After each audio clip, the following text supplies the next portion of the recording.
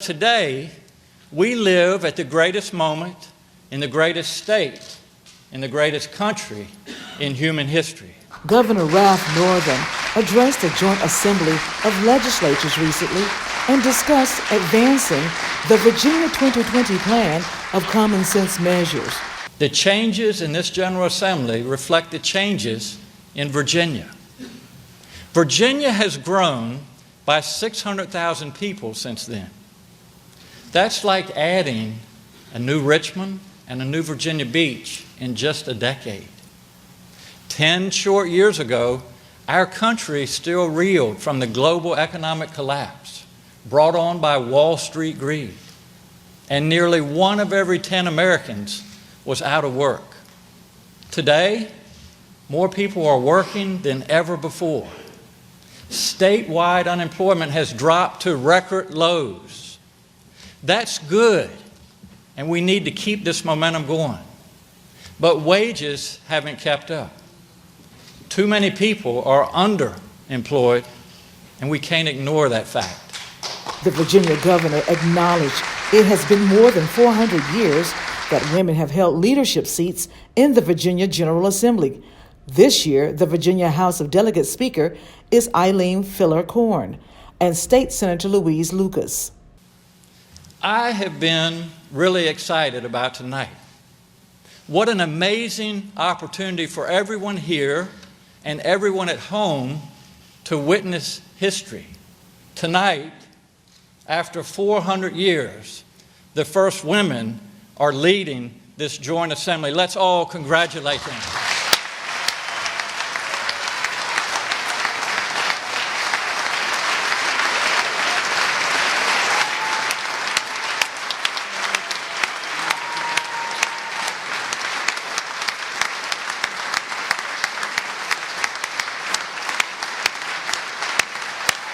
Governor Northam mentioned a few key bullet points of the United Advanced Common Sense Virginia 2020 plan.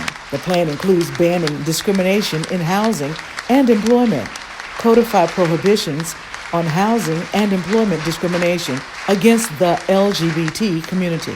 To make our shared home an even better place to live and work. Their expectations are really simple.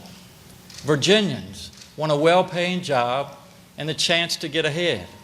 They want their children to have a world-class education. They want to be healthy. They want to live in a clean environment. They want to be treated fairly and to participate in our civic life. They want to feel safe. And they want an inclusive Virginia, embracing diversity, no matter the color of your skin, no matter what country you come from, what religion you practice, or who you love. The governor wants to raise minimum wage, but the legislative process will determine specifics and time frame for implementation. Our economic climate has brought Virginia one of the country's lowest unemployment rates at 2.6%.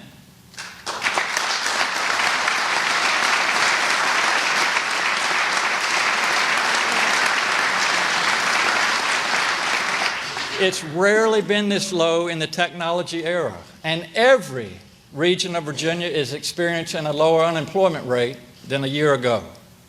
Our economic climate brought Amazon to Northern Virginia, and I've taken them to Southwest Virginia to encourage investment there as well.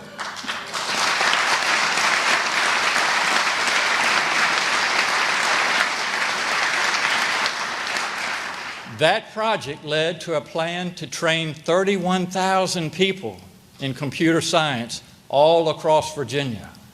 Our economic climate brought Morgan Olson to Danville, Pennsylvania County, creating 700 new manufacturing jobs.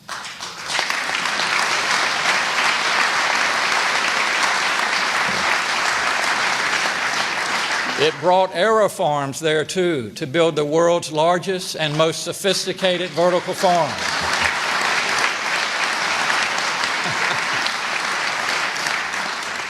Agriculture remains the largest sector of Virginia's economy, and it's changing fast, too. I spend a lot of time listening to entrepreneurs around the country and around the world. They all tell me, we want to do business in Virginia. We need businesses to keep saying that. We also know that the race for talent is on. Low unemployment means competition for workers. But just because you have a job doesn't always mean it can survive, that you can survive on it. The people who are building our economy should benefit from it. The companies that recognize this will get ahead. So let's work together to raise the minimum wage.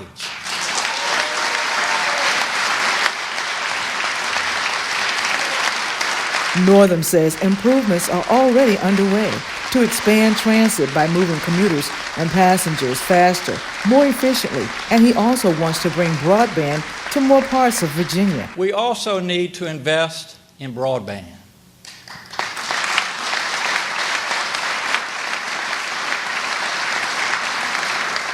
Because the changing economy is about much more than moving people and goods. It's also about moving information.